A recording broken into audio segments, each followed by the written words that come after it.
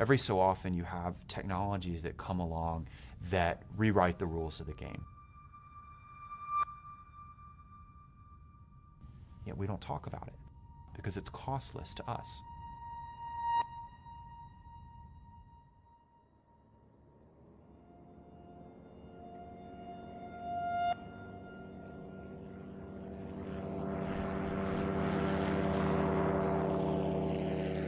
It is a complete cultural change for the Air Force. Pretty soon we will have more unmanned than manned aircraft.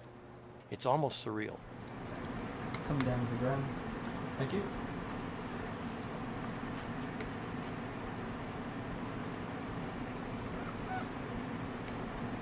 Other aircraft, airspace, altitude. All right, looks like we're by ourselves out here, 63 Bravo high, W6. This isn't a video game. This is a real airplane flying through real airspace. You need to be able to think through a three-dimensional problem that's located 7,500 miles away from you. Room, 10 hood.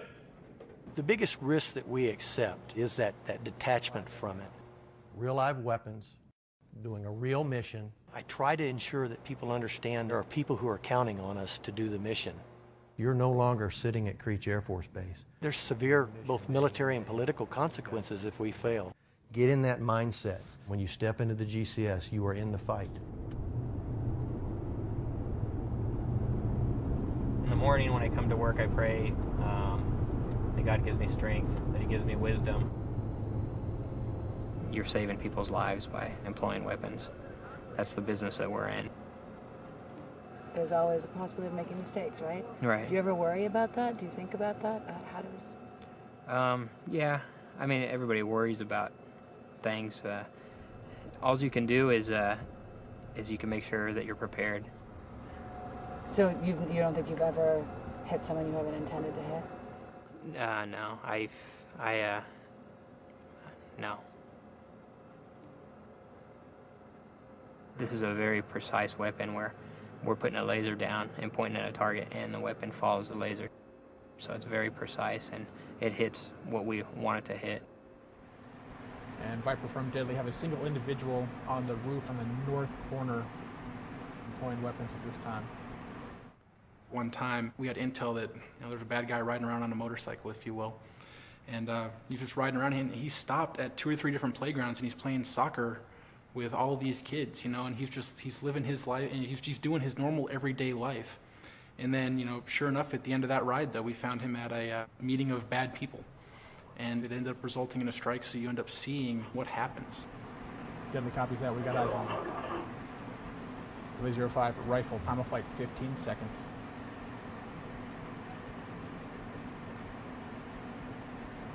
That's 10 seconds. 5, 4, 3, 2, 1. Good splash. Going to war has meant the same thing for over 5,000 years. Going to war meant that you were going to a place where there was such danger that you might never come home again. You might never see your family again. Now compare that experience to that of a Predator drone pilot.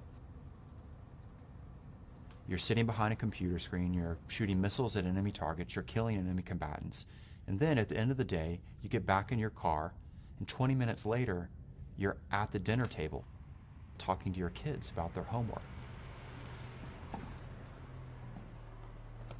Hey guys! Daddy! Hi.